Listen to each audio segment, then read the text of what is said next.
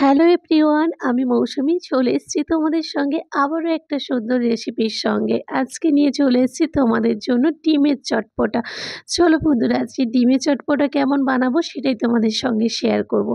ডিমগুলোকে আগে থেকে কিন্তু আমি ভালো করে ধুয়ে নিয়েছি, কারণ ডিমের মধ্যে অনেক নোংরা থাকে আর ডিম আর আলুটা একসঙ্গে সেদ্ধ করব বলে। এখানে দেখতে পাচ্ছ ওভেনটাকে জ্বালিয়ে দিয়ে আমি একটু জল দিয়ে দিলাম, আর সেই জলের মধ্যে আমি ডিমগুলোকে একে একে করে ছেড়ে নেব।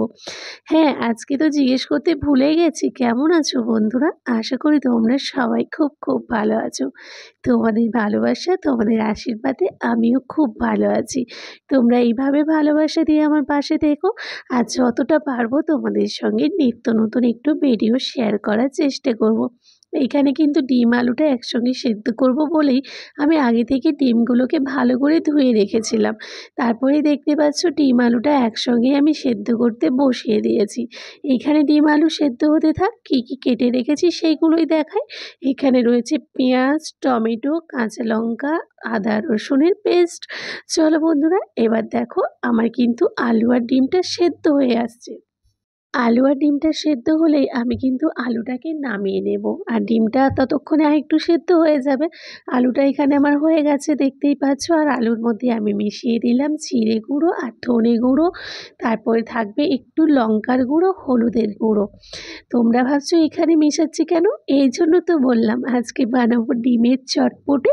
তোমরা কে কে খেয়েছো ডিমের চটপটি অবশ্যই জানাতে ভুলো না। প্রচণ্ড গরম ছিল বলে আমি হালকা একটু জল মিশিয়ে দিলাম, আর জল দিয়ে আলুটাকে ভালো করে একেবারে চটকে নেব। আবার একবারে মিহি করলে হবে না, একটু একটু গোটা গোটাও রাখতে হবে।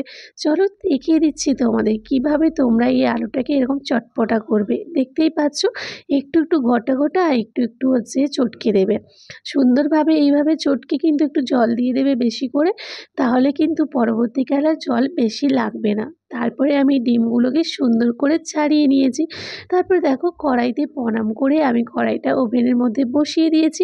ডিমগুলো ছাড়ানো হয়ে গেছে, এবার ডিমগুলোকে হালকা করে ভেজে নেব। তোমরা চাইলে একটু ভালো করেই ভাজতে পারো, কারণ আমার কর্তামশাই কিন্তু আবার বেশি ভাজলে ডিম খায় না। তার জন্য আমি একটু কম করেই ভেজে নেব, হালকা হালকা এপিট ওপিট করে ভেজে নেব লাল লাল করে। ডিমগুলোকে দেখো কত সুন্দর একই মাপের যেন সমস্ত ডিম। তারপরে এখানে আমি ভালো করে এপিট ওপিট করে লাল লাল করে ভেজে নিচ্ছি।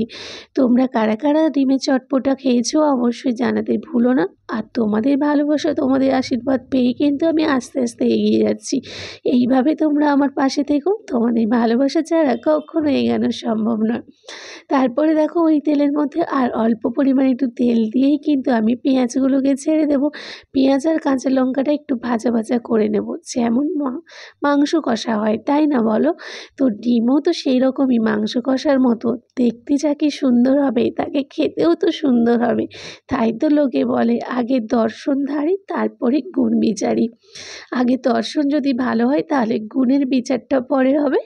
দেখতেই পাচ্ছ এখানে আদা রসুনের পেস্টটাও আমি দিয়ে দিলাম। পেঁয়াজটা একটু ভাজা ভাজা হতে লঙ্কার গুঁড়ো, হলুদের গুঁড়োর সঙ্গে একটু অল্প পরিমাণ জল মিশিয়ে দেব।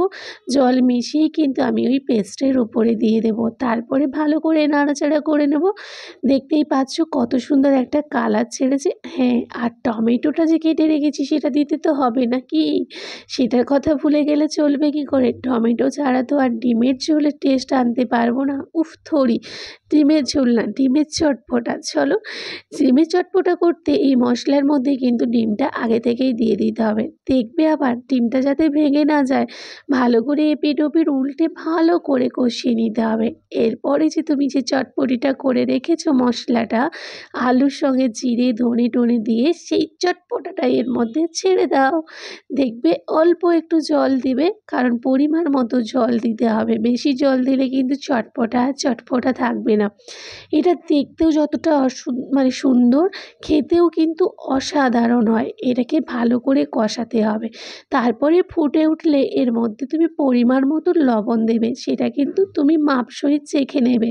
বেশি আবার লবণ দেবে না, তাহলে কিন্তু খেতেই পারবে না। এইখানে দেখো আমি ফুটে উঠতেই উপর থেকে গরম মশলা ছড়িয়ে দিলাম।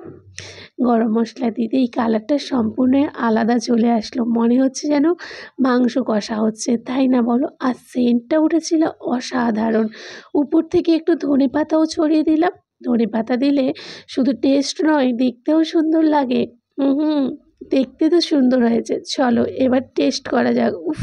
কি বলবো তোমাদের, যে স্মেলটা এসছে না, মানে বলে বোঝানোর মতো নয়। তোমরা কিন্তু বাড়িতে চটপট করে ডিমের চটপটি বানিয়ে ফেলো আর সবাইকে একেবারে চমকে দাও। খেয়ে শুধু প্রশংসা করবে না, যারা খাবে একবারে আঙুল চেটে খাবে। দেখবে আবার আঙুল যেন পাতলা না হয়ে যায়। তখন আবার তোমরা আমাকে দোষ দেবে। উফ! হয়েছিল একেবারে ফাটাফাটি। তোমরাও একবার ট্রাই করো বাড়িতে। আজ আসি।